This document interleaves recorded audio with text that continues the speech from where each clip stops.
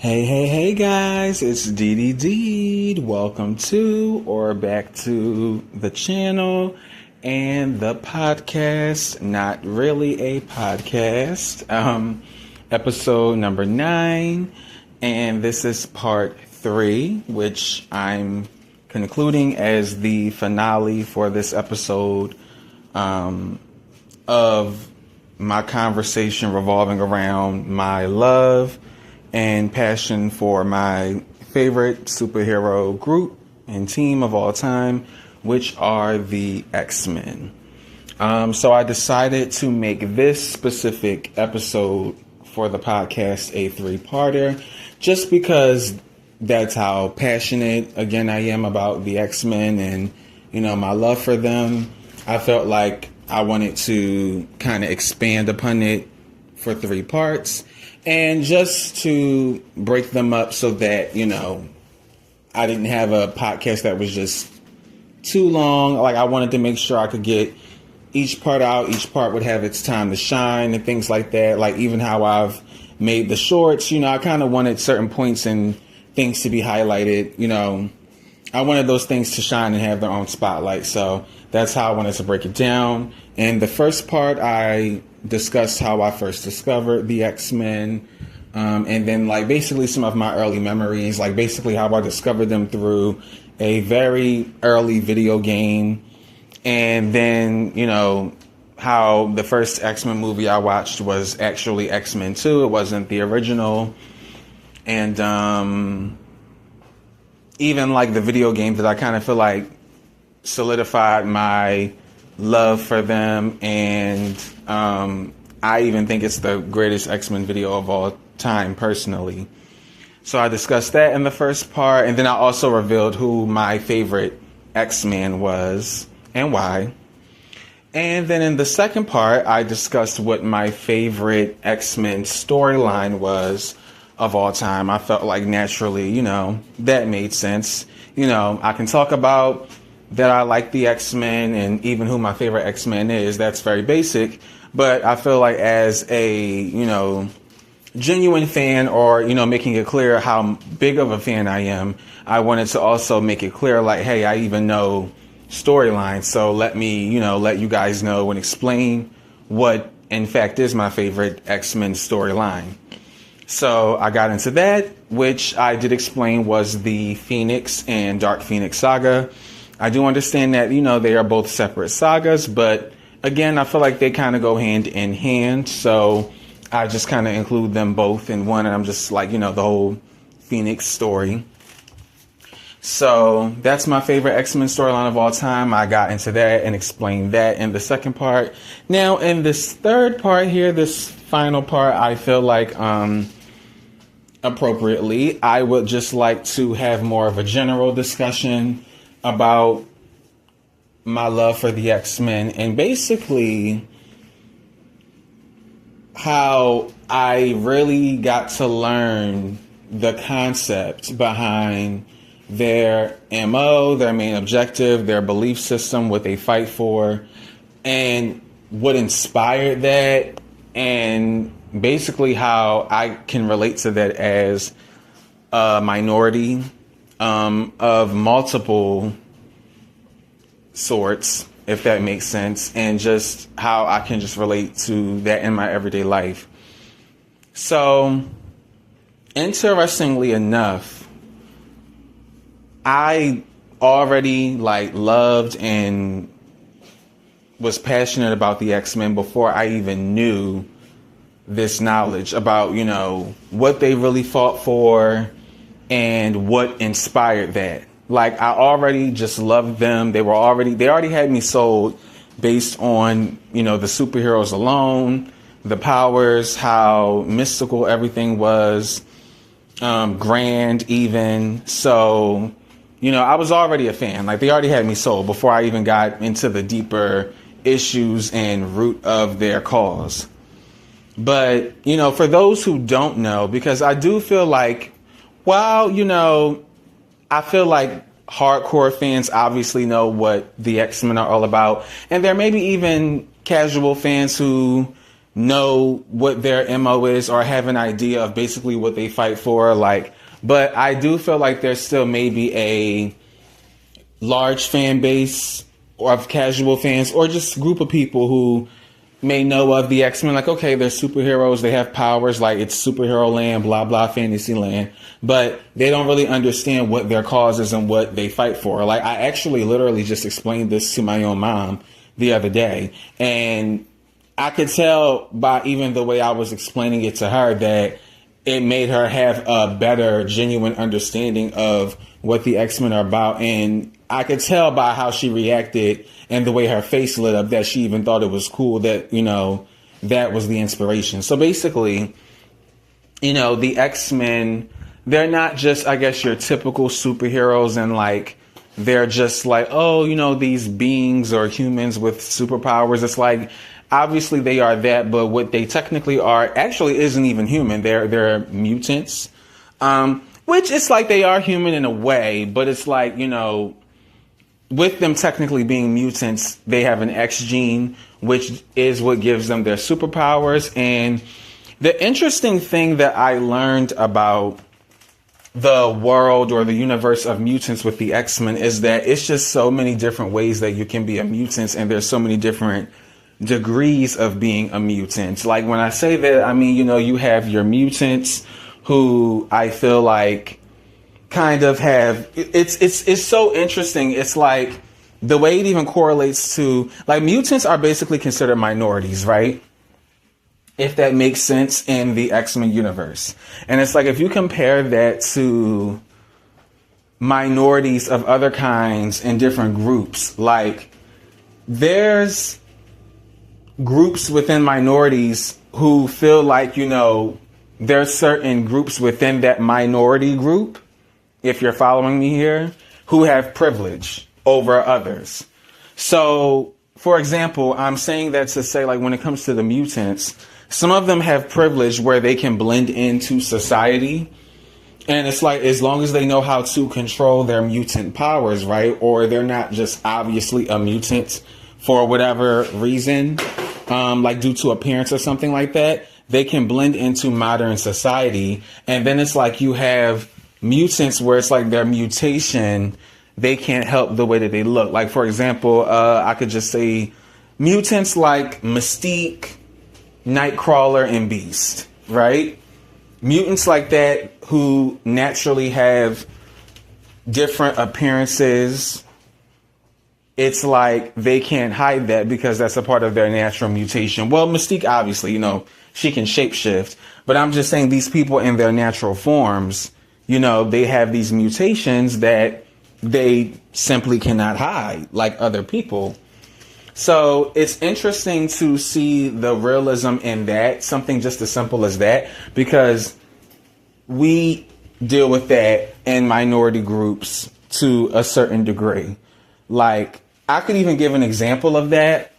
Like, the clearest one I can think of, at least one that I can relate to that I can think of off the top of my head, is like, okay, for example, within the LGBT community, like, there's talk sometimes of how, okay, like, the trans community sometimes gets the most hate or negativity.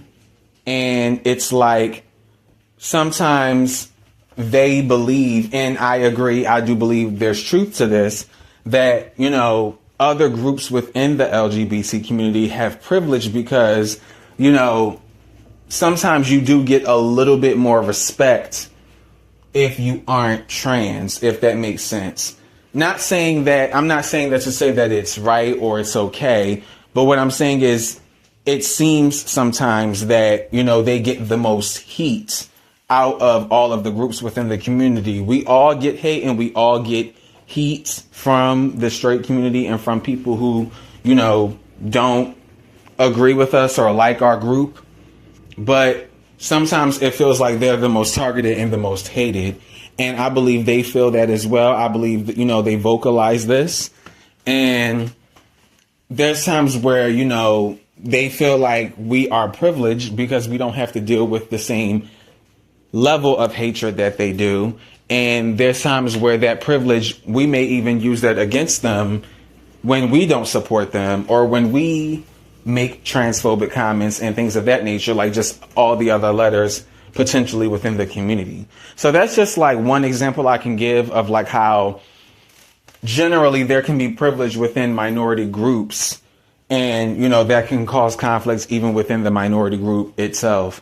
So, you know, I thought that was interesting to think about, like, wow, there's mutants who can blend into society, and then there's some who simply can't. And then there's mutants who are mutants, and like I said, they just have different mutations. Like, I mean, I think X-Men First Class, that film did a good job of kind of laying out the idea that, for example, like the one lady, I guess, Charles Xavier was flirting with in the beginning of the movie, I think her mutation was that one eye was one color and then the other eye was a different color.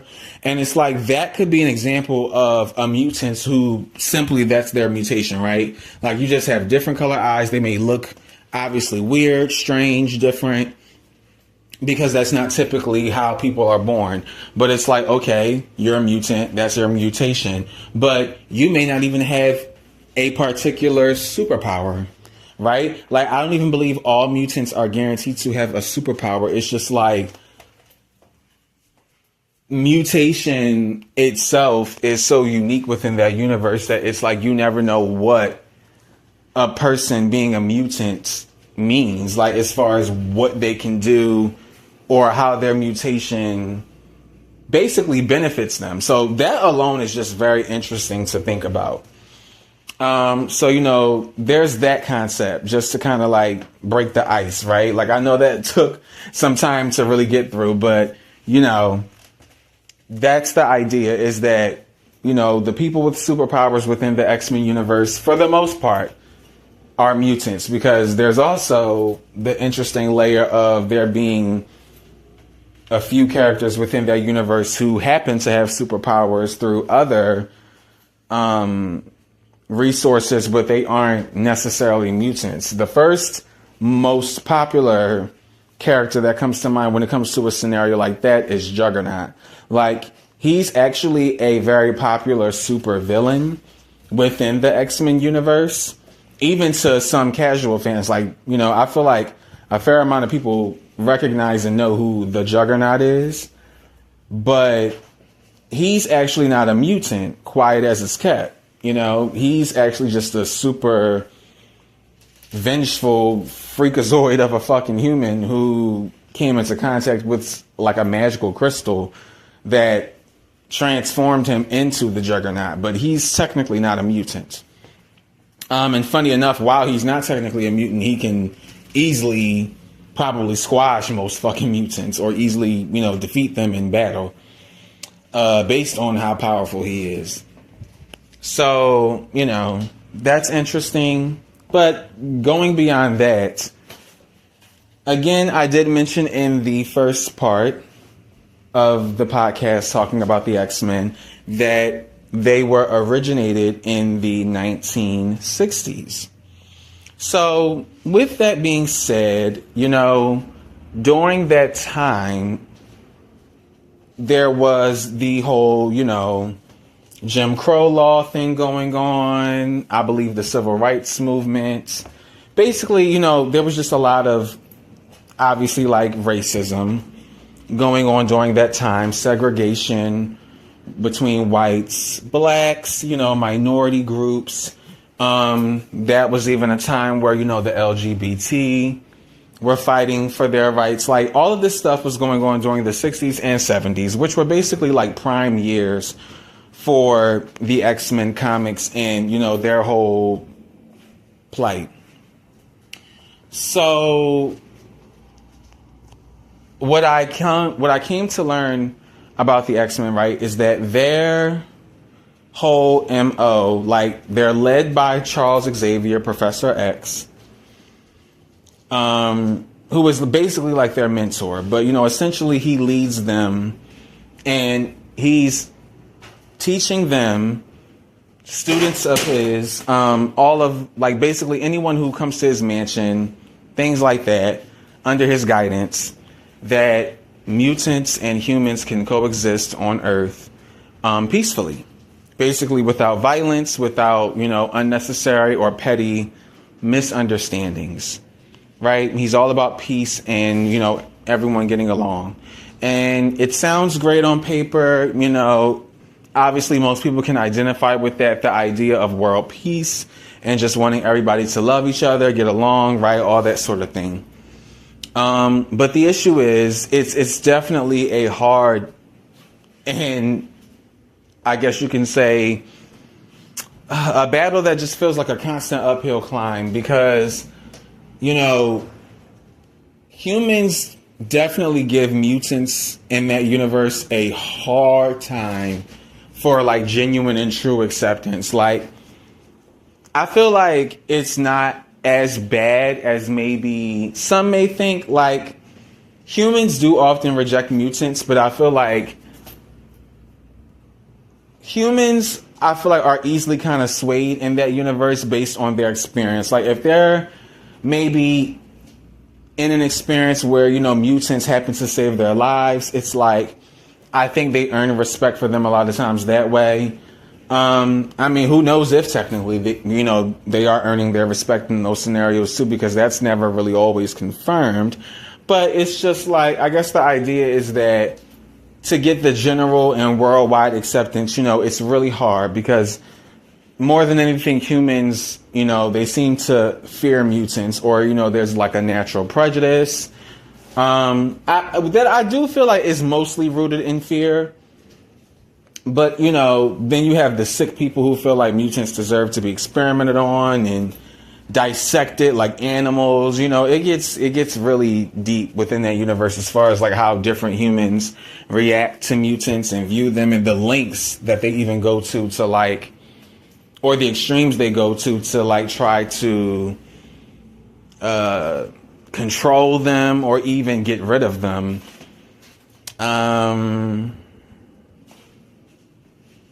And I'm not going to lie, there's even been a layer that I think has been hinted at or explored of possibly, some humans showing prejudice and hate towards mutants even out of possible jealousy, like maybe wishing they were a mutant or that they had superpowers of their own.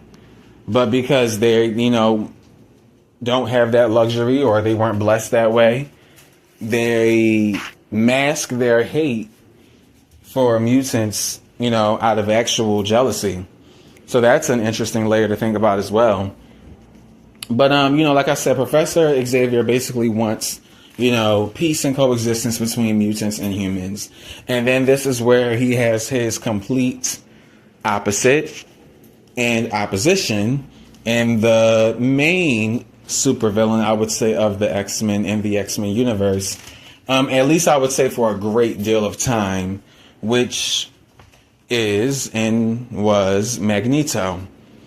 I say is just because generally I feel like he still is kind of like their standard classic supervillain. Like, he's kind of like that mega boss. Like, it always gives that with Magneto. Like, he's like the big bad villain of the X-Men and their like main antagonist. But I feel like his character has gone through so many changes itself, and his character is complex and has such a gray area that I think sometimes, you don't really know how to label Magneto. I feel like he's generally recognized as a villain, but I think there is also a large group of people who don't realize that he has been heroic at times. He has been positioned and written even in the comics as a hero at times. Like, he was an X-Man before at one point. He did lead the X-Men at one point, which I do believe was somewhat explored in X-Men First Class as well. Another shout out to that movie, which I know is one of the more well-received X-Men films. I feel like his origins of being kind of like an anti-hero or, possibly having heroic roots in him, that was explored in First Class, and even him technically being an X-Man. Like, because if you really want to be technical, the way the characters were positioned in X-Men First Class, it's like the first class of X-Men were Professor X, Magneto, and even Mystique. Like, they were technically X-Men first, before Magneto went off and formed his Brotherhood. I'm just saying in the X-Men universe based on the movies, like how the story is told. So, you know, that layer of Magneto has been explored.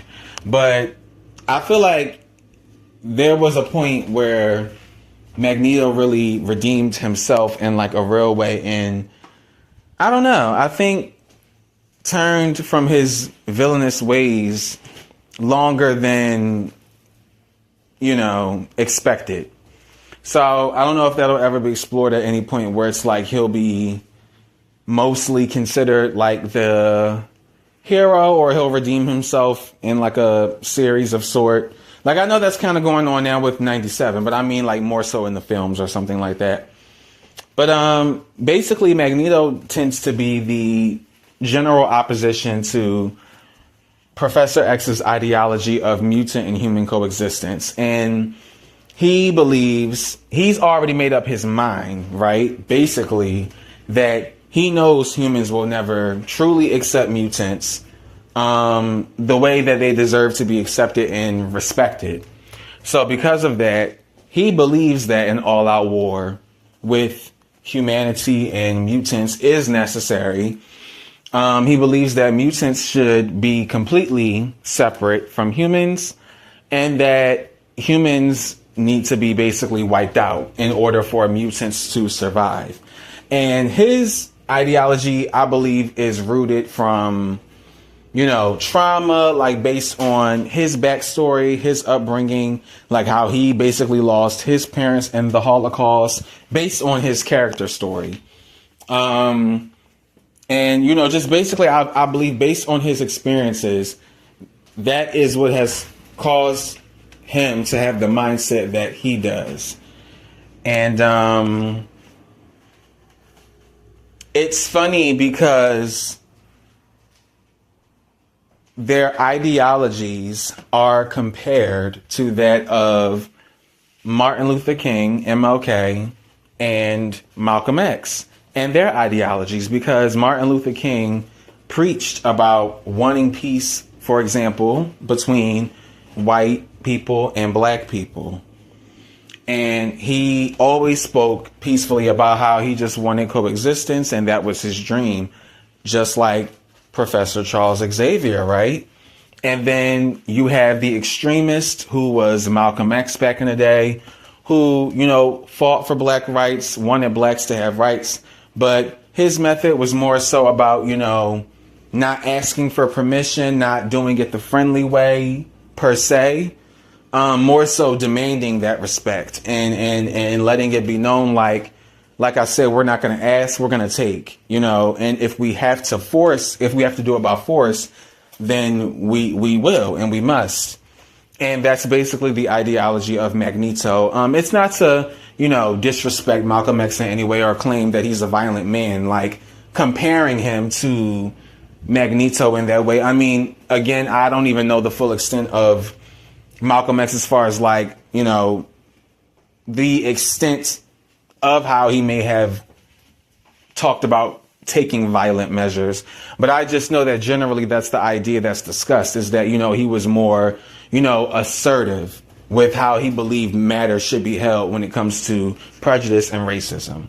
And that's the general idea of Magneto, is that, you know, okay, Charles is more passive, peaceful, and it's like Magneto is more assertive, and he's going to command his respect, right?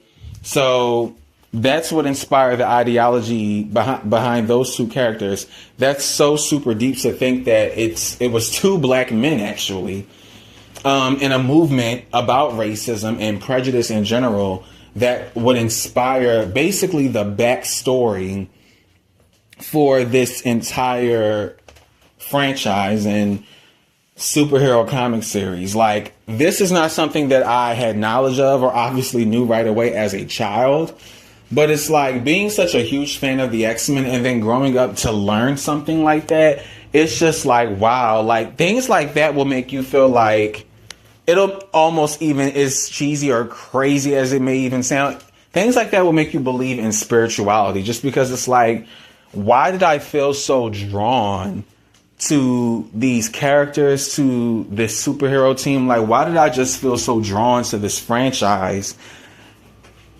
And I didn't even know this, and I learned this later, that I can actually relate to this because they fight against prejudice, they fight for minority groups, and they fight basically for all to be loved and to be accepted.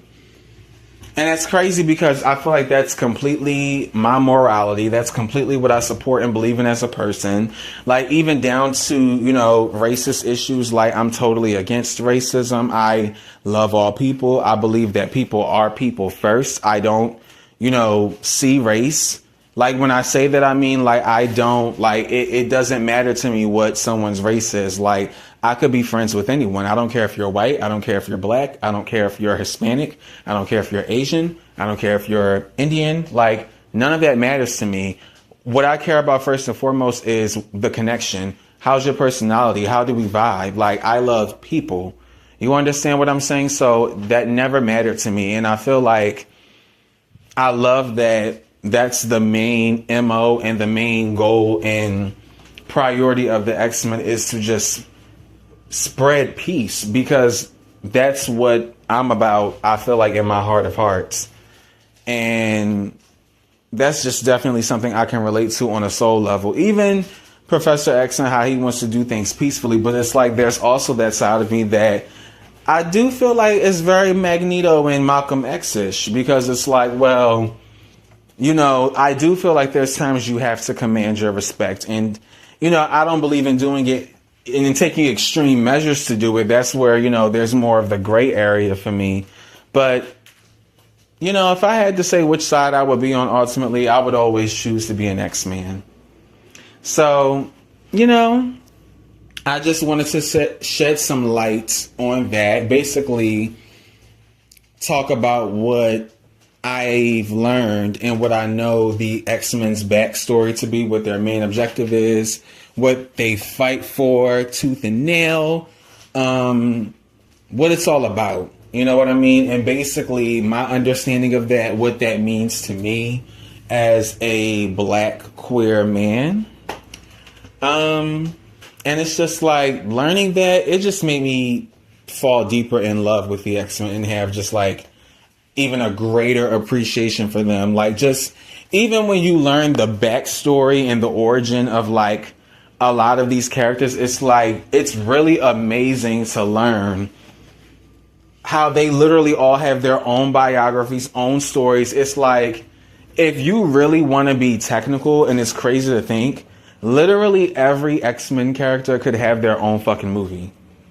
And I literally, like, I kid you not, that's no, like, me just being dramatic or, like, trying to judge that up. Like, no, they could all have their own individual origin movies, or just movies that focus on stories that highlight events and moments that have happened. Like, they all have fucking Wikipedias, bro. Like, all these characters have Wikipedias where you can look up their stories and how they've evolved as characters year after year, decade after decade, like, and even down to their powers, how their powers grow, evolve, like, it's nuts. So I just think that, you know, what I want people to take from this episode, these podcasts, these parts overall, as far as like what I'm talking about with the X-Men, is that it's no shade to Wolverine. But I just feel like the girls need to know that there's way more to the X-Men than Wolverine. It's way more to the X-Men than Wolverine with the claws. And, oh, yeah, sometimes you see Storm, and that's the black girl. And, you know, there's the guy, I guess, Cyclops, that some people may know and recognize. He shoots the lasers from his eyes. Like, I don't know. I feel like if people really knew or had a full or better understanding of how complex the X-Men universe is, how many different characters there are, how unique their stories are, I just think there will be a lot more for people to love and appreciate about the X-Men. Like, I still feel like there's a large lack of understanding or knowledge about the X-Men in general, as far as different characters, the truth of their origins, and like I said, just the complexities of their stories. I feel like for the past couple of decades, there's just been a super large focus on Wolverine. And again, no hate to him. He's earned it. He is the most popular X-Men. I understand that he is a fan favorite. People are going to love Wolverine no matter what. I get it. You can't take it away from him. It's cool. But I just think it's time for other X-Men to shine now. It's time for the team to shine. It's time that people understand that the X-Men is just, it's so many layers and so complex, then I think people can't even begin to understand. So I'm going to end it on that note because I feel like I'm kind of just dragging it now.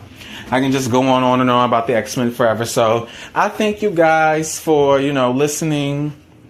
You guys who may have possibly made it through all 3 parts, or just, whatever part you listen to, however you get to it, whether you call it a short, however I thank you guys just for all of the views and engagement that you guys have done. The few of you who've liked shorts, even the one person who commented, the few of you who've subscribed. I definitely want to give a shout out and thank you guys who have engaged with this content more. Who would have thought that, me tapping into my geek side a little more and talking about the X-Men, something that I've loved for years. Like I could have been talked about this stuff, but kind of get me a little in the algorithm. Like I love that for me. If that keeps up, you got to respond to what the people like, right? It'll inspire me to keep up with more X-Men content and types of content. So, again, I appreciate you guys. Keep up the engagement, keep up the viewership, and I will see you guys in the next podcast episode, or, get to talk to you guys. And other than that, get into the other types of content on my channel too. I mean, I don't know, it may or may not be for you, but I do have artsy videos on my channel. You get to see what I look like. Get an idea of like how I kind of like to play with graphics and things like that. So, just take a peek, take a look around. I'm also a big wrestling fan. I've reacted to women's wrestling. So, I don't want you guys to think that I'm just all about one thing. Just take a look around, see what you like. All right. You guys have a good one. And like I said, see you in the next upload. Bye.